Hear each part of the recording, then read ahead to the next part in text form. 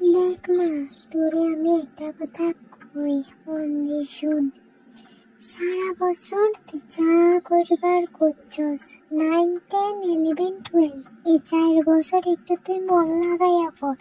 আচ্ছা ঠিক আছে, 9এও যা করবার করছস আমি মানি লইছি, কিন্তু মা ওর 10-এ ভালো রেজাল্ট কর। মাধ্যমিকের আছে আর 1.5 মাস, একটু ভালো কইরা পড় মা, একটু ভালো কইরা পড়।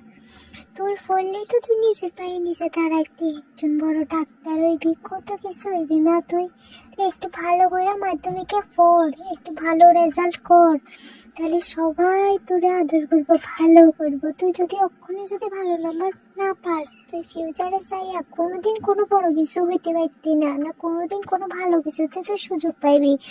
আমার কথা দিয়ে শুনতে খারাপ লাগে, কিন্তু তুই ভালো করে পড়, আমি জানি তুই পারবি। তুই মাধ্যমিক দিব, আমি সবার উদ্দেশ্যে কইতে আছি, সবাই পারবা, সবাই নিজের 100% দিয়ে ট্রাই করো, সবাই পারবা। ঠিক আছে মা, আই আর চেতন নিজের 100 দিয়ে আই নিজে চেষ্টা করুন, নিজে ভালো নাম্বার আই পাস করুন, নিজে পড়ো, নিজের পায়ে নিজে দাঁড়াবো।